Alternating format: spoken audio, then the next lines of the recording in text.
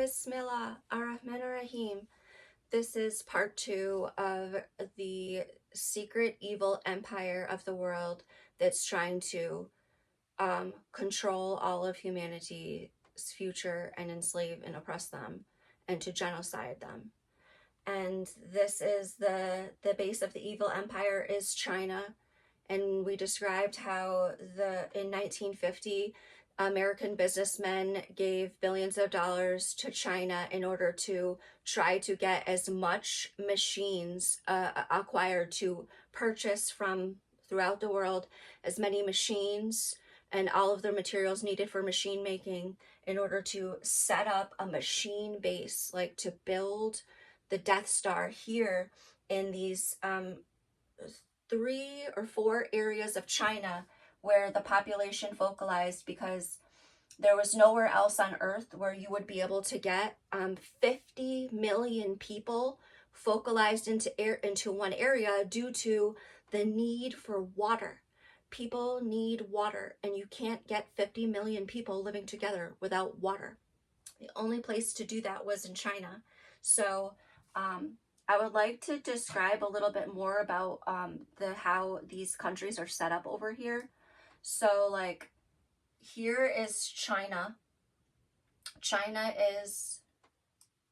Here is China. China is the area here from the Tibetan plateau where it drops down, begins China.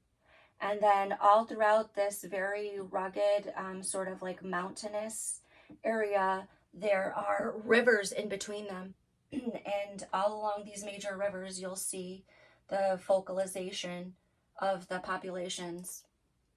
They have it strongly here at the base of the Tibetan plateau. And you'll notice about it that the capacity for 50 million people to come into here was that there was not as much of the elevations continuing, and there was a lot of water, fresh water. It was this river, this river, this river, this river. There's rivers everywhere. Rivers, rivers, rivers, rivers, rivers, rivers. It's literally, the rivers are just everywhere. And that's because the water comes from the mountains. The aquifers condense under mountains, and then they feed the rivers. So all rivers in the world come from underground aquifers. And anyone who ever told you that it was like, you know, melting glaciers or the water collected from the sky was a total bogus liar working for the Freemasons. So you'll begin to see that science is going to start to become very apparent, because it's going to be unveiled. It will be unveiled because it's unstoppable. This truth cannot be hidden. So it will unveil, just like what happened with the corona. It would be unveiled because it's just, it's impossible to keep secrets like that. So, and then here is that Southport. And again, the reason that there's an ability for the people to come here is that there's rivers, big rivers. There's rivers everywhere. Rivers. And it continues, this river and rivers and rivers and rivers and rivers and rivers. And if we could really come down and just really get to take a look at this terrain, and you could see where the life is able to focalize. China is these communist countries. It's very peculiar how they will you will see the homes and the properties very, very condensed and packed all together, just like walls to wall packed together. And then you will see that outside of them, you will see where their farmlands are. It's all distributed outside of it, outside of the city. And of course, China is even today still a communist country. The people who are ruling that country today are the ones who genocided the forefathers of the people who live there now. They're the ones who genocided their grandfathers and grandmothers, and they are the ones who are making them work 12 hours a day in factories so that we can buy things in other countries for very, very cheap, for $1, and to be controlled by that materialism. So, and like, you just go drop down into the city and you're just gonna just see it. It's just like rivers, like the most tremendous rivers that you've ever seen, and that if you can, where there was river water, there life was permitted. So you're going to see about this area, and there in the last, I'm going to show you the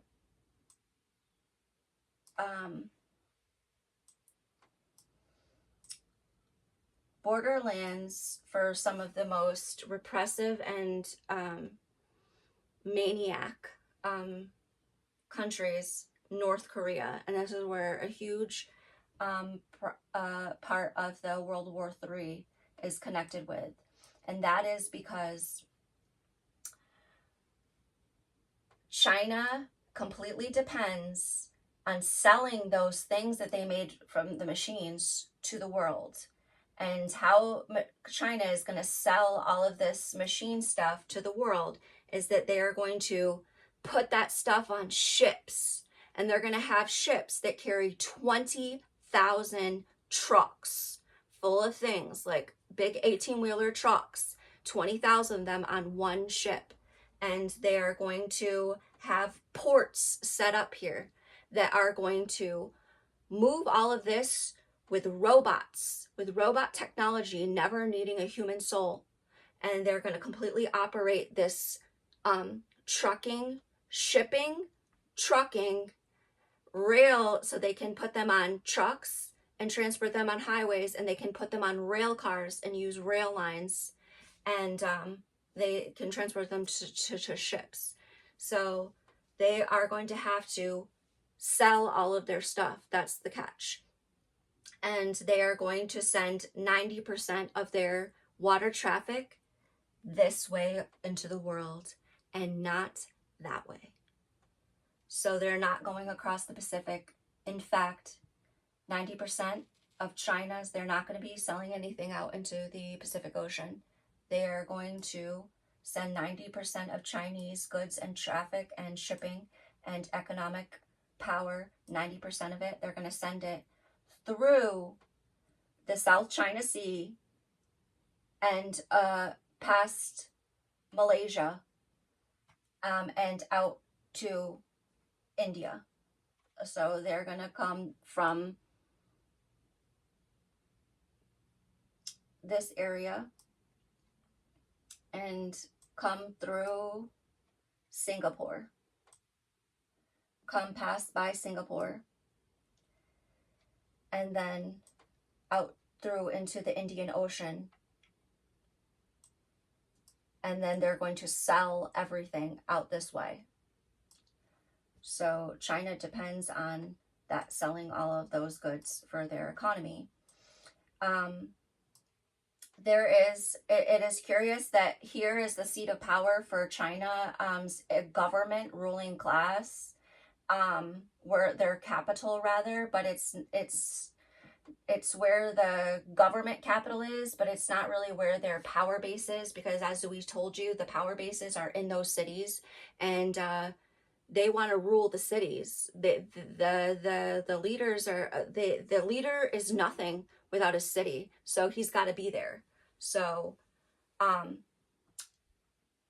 this like basic stronghold of the genocidal dictators here up in Beijing is very near to this area of North Korea. And what we know about North Korea is that it's very small, and it's a complete dictatorship cult. It's like, we've never known a country in the world that's been so culty, such a cult, other than Korea. And to the oppression, the level of oppression that the people are under, it's unheard of.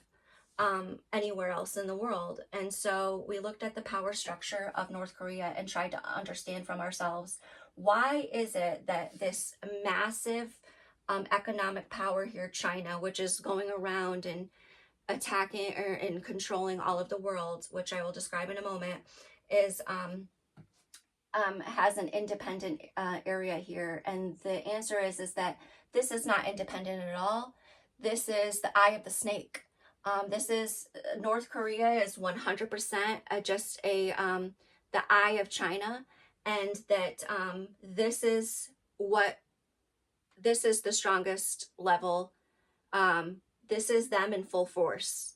This is the communism genocidal dictatorship in full force. There's like nobody alive here anymore. Nobody's even alive here anymore. And anyone who is there is entirely, immensely oppressed.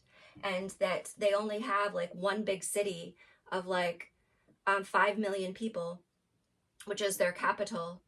And that it's situated where there is enough water sources feeding those people, which again, see the river. If you ever see a big city, you will every time see a river, and you will never see a big city without water, without a river. So there she is, as usual, a big city has a big river. And the borderlands are curiously divided at, this is the border of North Korea. This area, it's quite mountainous. And then as you come sort of westward, you see that the borderlands are divided at this river. It's called the Yellow River. And this is a river. This is actually a river. And this is North Korea and this is China. And so this is how they managed to separate the populations, where they decided that if you live on this side of the river, you will be it will be unlivable for you. You will be in North Korea and it will be unlivable life. And if you're on the other side, you'll be in China and you'll be tucked away from Beijing, a little bit further away from their big manufacturing bases, and sort of not in the factory.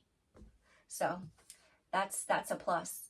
And the terrain around it is so uneconomical that you cannot run an economy. You cannot build a strong social base here. You can't even move around. You can't make trains. You can't make trains. You can't do anything. You're going to be trucking here, be up and down and up, and it will take you forever. And no one wants to live here. So that was a geographical feature that allowed for the control of the population. And so there she goes, and the river, and this is the borderlands. It continues as the river is the borderland. And so the reason why that a river, a source of life and power for humanity, was able to become a borderland, when humanity needs to embrace this river, and you have divided it. How? Only because of the mountains, only because the river was in between the mountains, and that the society was not able to focalize there in any strength. And because of that, it allowed for a barrier to be created on this peninsula, where they could have all of the hopes and dreams and wishes of those disgusting Chinese communists broken off and tucked away behind this door named North Korea, that they could just hide their dirty deeds in there. And that's them. The North Koreans are the dirty deeds of the Chinese. And that South Korea is the, once again, the Americans' sort of security base. And so the Americans have set up bases here at Japan. And here is where they did Hiroshima and Nagasaki. So these were the big genocides of Hiroshima and Nagasaki, here in the south of Japan. And this is South Korea. And then, of course, as you know, that what was the next acts is that they didn't just use new atomic bombs in Japan, then they went there with all their guys and then helping, and then they came into South Korea and we had the Korean Wars. And that's where we were trying to take control of the leadership here, because we needed security, because when you do deals with the devil doesn't really play fair. And so the American businessman had to come over and try to secure their property. Now, this is going to bring us to a very important economic mode of operations. So this is how the Chinese work their empire. First, I want to explain that they are shipbuilding, that they need a ship to get the power. They get the power in the ships, and then they transport it. So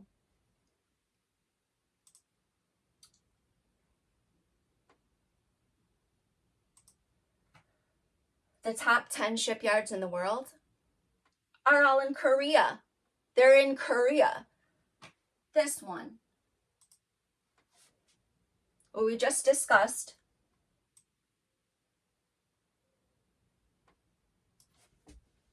South Korea, North Korea, China. So all of the biggest shipbuilding in the world, it's here in Korea, or it's in Japan. And you'll see it. Hyundai Group, South Korea. Mitsubishi, Tokyo, Japan. Daewoo, Korean Peninsula. China Shipbuilding. Samsung, South Korea. Huntington in the United States. Chinese state, couldn't see, obviously Chinese in China.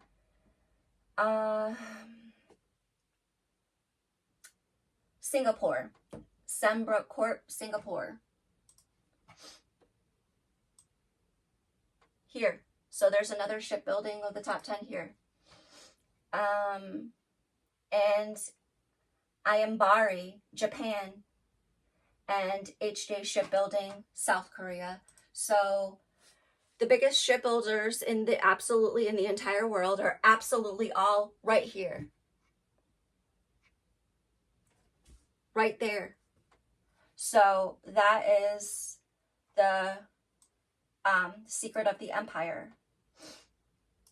So the way that they are going to operate this empire is that they are going to go to other countries, and they're going to talk with the president of the country, and they're going to say to him, we would like to make trade deals with you. We would like to send you like all of these wonderful products that the Chinese people are making in these megacities. And in order to do that, of course, we need to set up a port in your country. We need to have somewhere for all of our ships to sail to. And since you don't have one that's very well equipped for us, we are going to make one. We are going to make a port at your country. And so they've done it. The Chinese are making ports for shipping in other countries and even in European countries. And they are giving a loan, which is essential, so that they can build this port. And then they'll say, oh, we're going to make this port for free for you. All you got to do is pay us back later. Don't worry about it, because we're going to make so much money here. And so China's going to come in with all of his things, and he's going to build the port. And then he's going to tell the president, I'm going to give you a couple of $1 billion, Mr. President, but what I need you to do is I need you to default on this loan. I need you to make sure that you are not going to pay back this loan, because what will happen next is that when the country defaults on the loan, the bank comes and takes the property. And what is the property? The property is the port. So the Chinese are going to come and they're going to say, okay, well, because you were not able to pay us back, we are going to take a 51% stake in this port. And that means that we have 51 shares or 67 shares or 100% of the profits on these ports are going to be like the one in Greece. And there's another one in Europe that they're going to get 100% of the profits that are going to come through this port. And so this is the MO. The MO is that China's going to come around, build ports for free, and then tell the country to default so that he can next take a share of it. And then when he has a share, he's going to take all of the profits for everything shipping through there. And what's more is that Chinese ports are 100% automated. That means that robots come and lift like 3 massive containers per minute. And that in one day, they can unload the entire ship of like 15,000. And that they're going to just do it like 3 at a time. They're like,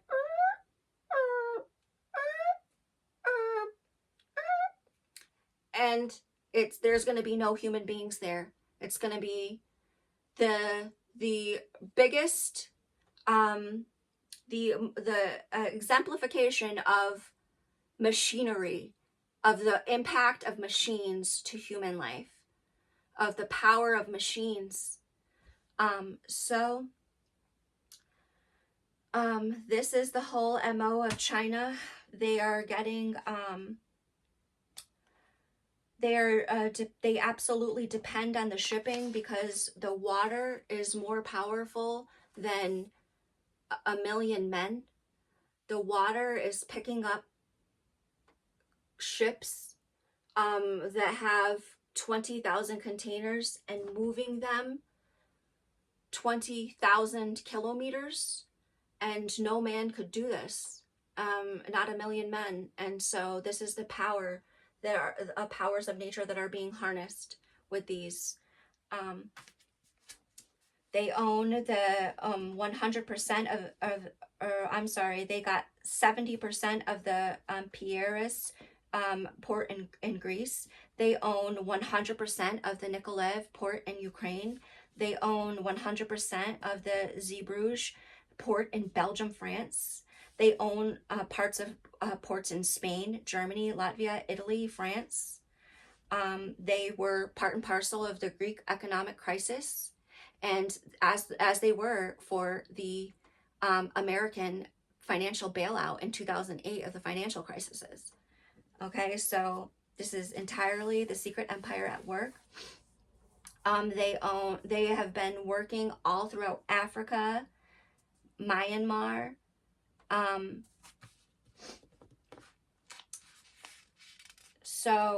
And 80%, not only is the China dependent on the manufacturing for 90% of their materials to get through these this waterway here to sell it, but that not only is 90% of his economic power of manufacturing going through there, 80% of his gas and oil sector power is transporting through there. So there is the capacity for oil pipelines is limited, because although pipelines can create a large flow, you would not want to make this pipeline a long distance unless you needed a constant big flow, because it would not be economical to do so. So, and the last thing that I want to mention is that yesterday at 6 p.m. there was an attempted assassination of the former President Trump.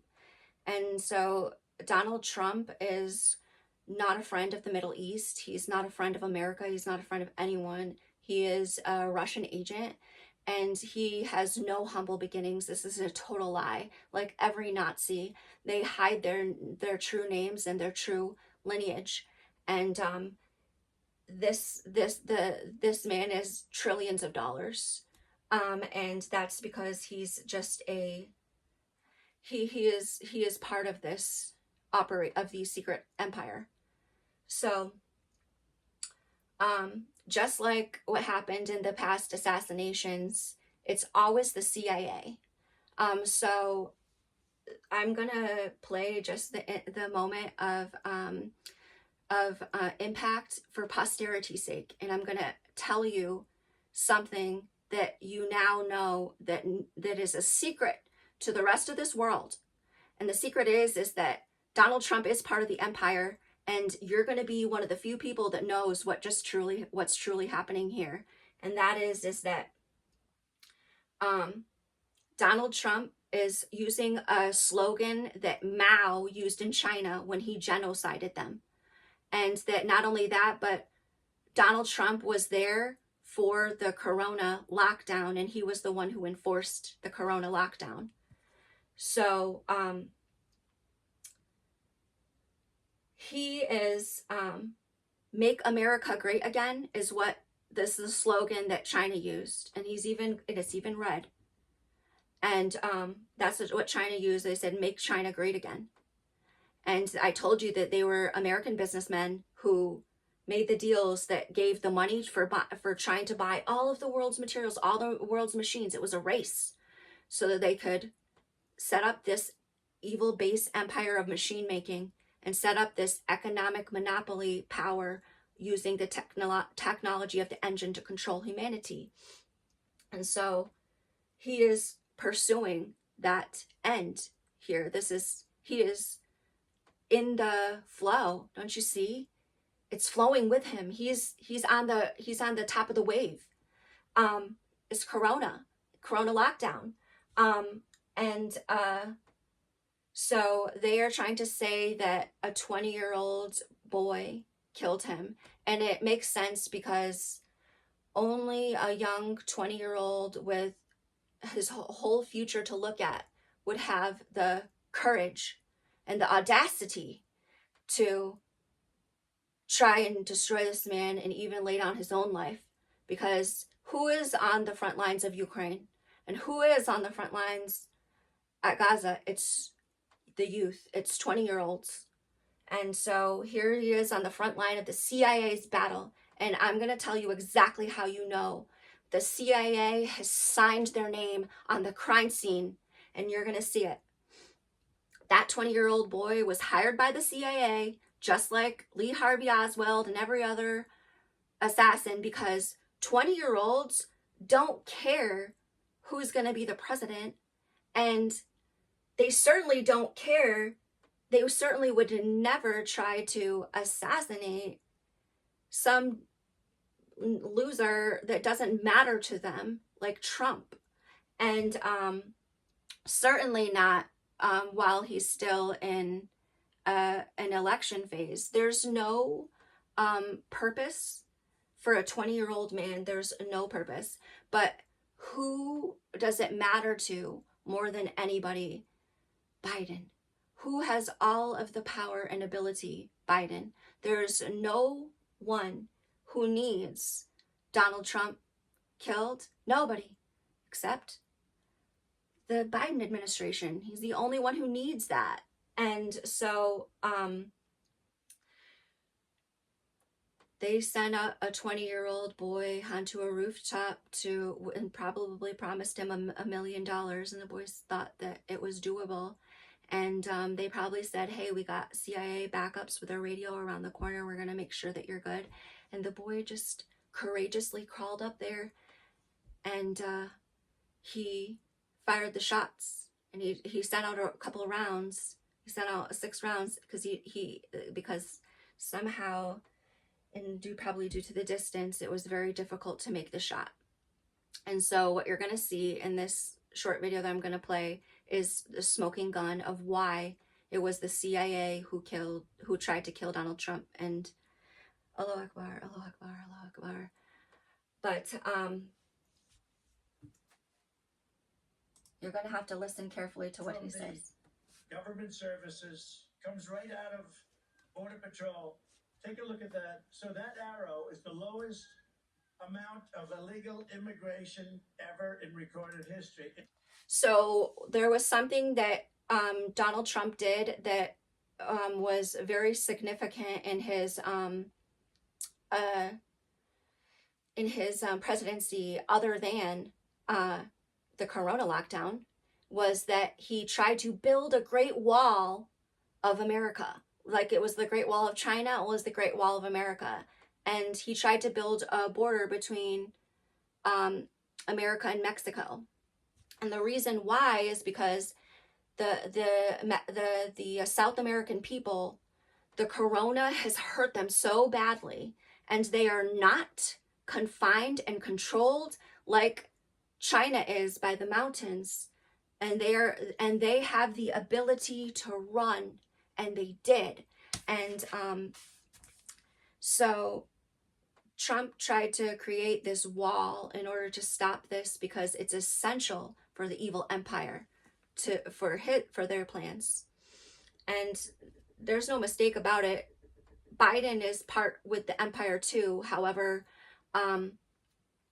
when the evil empire, which its base is in China, when they seize full power, it's going to be an Emperor Palpatine situation. Everyone all the leaders in America are finished. We're not going to give you a piece of the pie. Why do we need you? We need you for nothing. You will not reign here. China will take full control of all the world, and they will not be able to trust or to allow the whole power bases that are existing now to continue to hold power, because it's dangerous for them. It's rivalry. So consolidation of power is the key. So Donald Trump is talking about how, look at this maps, the immigration, the ability for the people to cross the borders. When I am president, it's so small. And then look at what happens when Biden is there. Suddenly, and you're going to hear it next, he's going to say 2 million people from South America crossed into America during this time. And oh, it's so terrible, the immigration. But if you only knew the secret plans of the empire, which is that manufacturing base is over there in China, and that we completely depend on it, and that they will come and they will choke us and kill us next, because it's security. So what have we done? We've opened the borders for South America, and now we will have our own manufacturing base, and we will have 2 million manpower of slave labor from South America, not these Americans who are over entitled and need minimum wage. So this is World War III. And what happens next? The loser gets shot in the face. As soon as he says, I kept the borders closed like the Great Wall of China, and Biden sent it to 2 million. And then he gets shot in the face. Country. And then the worst president in the history of our country took over. And look what happened to our country. Probably 20 million people. 20 million, he says. 20 million, not 2 million. 20 million, he said. 20 million South Americans crossed over to the border into America and smash, smash, smash, smash down. And Donald Trump is so outraged. He's so outraged because he is a genocidal leader of the world. So outraged that what does he do? He's like, oh, I gotta get my shoes on. I gotta get my shoes on. And he's furious, and he should be, and he's lucky to be alive. So this is a great day in history, and because you know the secret of the evil empire of what happened, you now know that there's no chance that this 20-year-old boy is an ideologue. He was paid, and there's nobody who needs him stopped more than the establishment now. Allahu Akbar.